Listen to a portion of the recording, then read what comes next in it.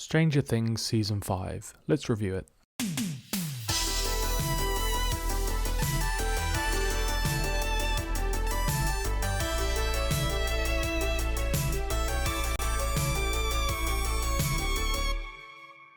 So the first 4 episodes of Stranger Things Season 5 were promising.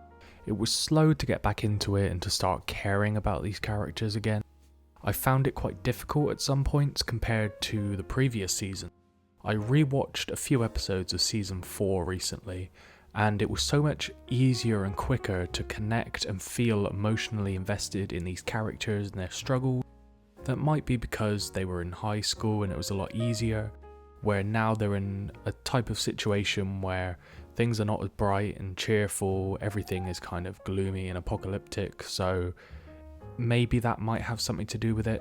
But either way, I felt a lot less emotionally connected to almost all of the characters this season. There's a part during these first 4 episodes where Hopper is kind of going to sacrifice himself or suggests it, and it just feels like his character in the script is just forced to do that, and it's not like he actually wants to or feels the need to. It just felt so formulaic and so like part of the script, and I felt absolutely nothing.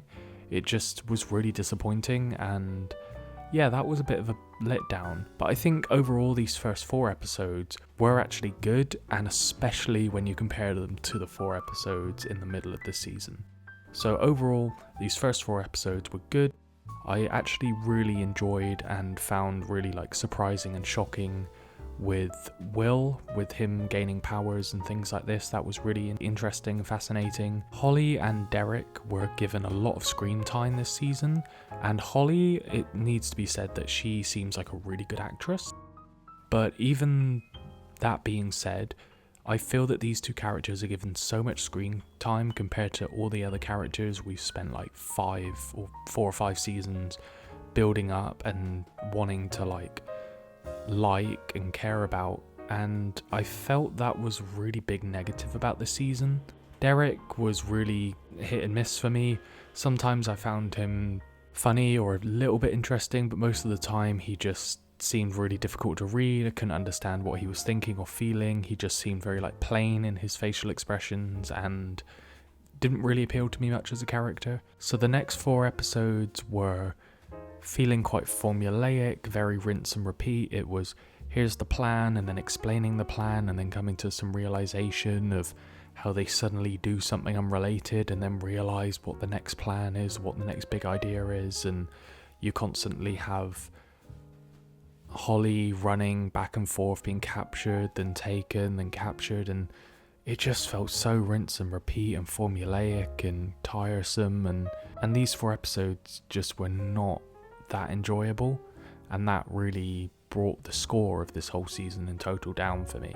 I think it was really interesting bringing Callie back into the show, but overall, and this is kind of spoiler territory now, she was just wasted as a character. It was for her to just be thrown away and not really do much with, so that felt a bit disappointing and anticlimactic. The last episode itself, I would say that the latter half, the second half of that episode was really good.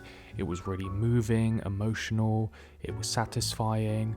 My personal highlight was Dustin giving this kind of speech in front of everyone at graduation. I thought that how he honoured Eddie's kind of speech and what he said he wanted to do, it was really good and really clever, and I enjoyed that a lot. My partner actually pointed out to me that whilst we were watching it, that's what he was doing, and rewatching some parts of season 4 made me realise that, and it was really, really good, and I love that attention to detail. But the first half of this episode was unfortunately such a letdown. Defeating Vecna seemed way too easy. You have basically, young adults, teenagers, or, all running away from this giant monster and going near these cliffs, and Nancy shooting at it and being trapped and all these rocks falling and not getting a single scratch on her. All these characters magically seeming to go up to the top of this huge cliff somehow and shooting down at it, and all of it just seemed way too easy. I think what would have been better, in my personal opinion, was if Will and Eleven both had to use their powers to fight Vecna inside of this Mind Flayer monster. I think that, again, this is my personal opinion, 11 struggling and becoming quite injured trying to defeat him, and then Will stepping in with her, then both using their powers to overpower him, and then him being impaled on that spike because they both have to push him with their powers. Although it's not maybe perfect, I still think it would have shown how powerful a villain Vecna is, and how that not just 11 on her own would be able to take him on. It had to be both of them. It had to be more than just being that easy.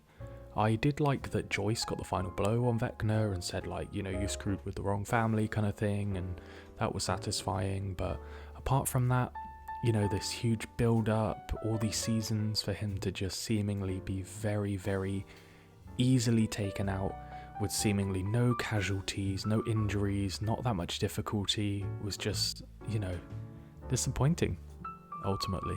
Now, the only casualty that we do have during this was Callie being shot, and that was moving somewhat, although I know a lot of people don't really like her character, and I was indifferent to her character. I did feel a little bit emotional for her. But there's this huge reveal as they're trying to escape the Upside Down that 11 stays behind to close the gate, and as the episode ends as well, there's this reveal that Mike personally believes that 11 could survive it somehow.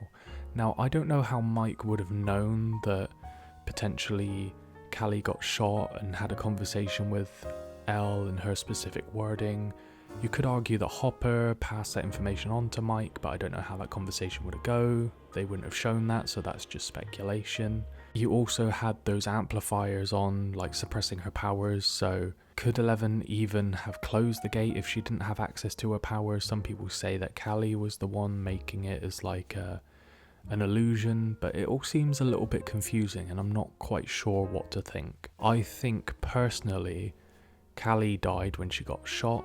11 was stood at the gate. All those kind of speaker echoey things that suppress her power were pointing away from the Upside Down towards all the people in the lorry, and I don't think it was affecting Elle, and that was her only way of closing the gate.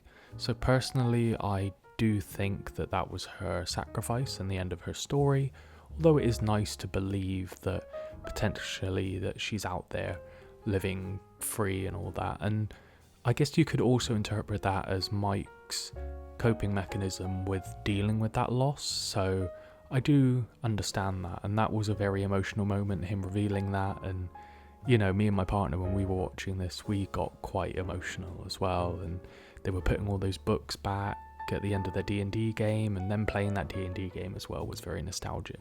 But I think overall this season was slightly below average. I would say it was a 4 out of 10. Now that doesn't necessarily mean it's trash.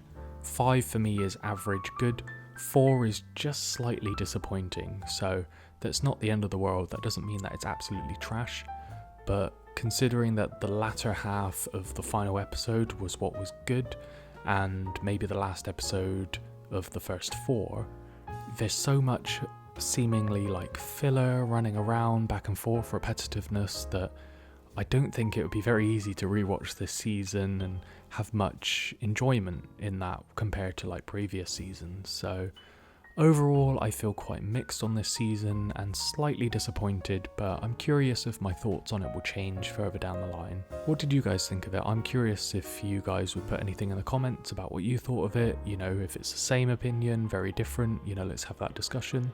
I'm always curious about those types of things. So I hope you guys have enjoyed the video. Remember to like and subscribe to the channel. Until next time.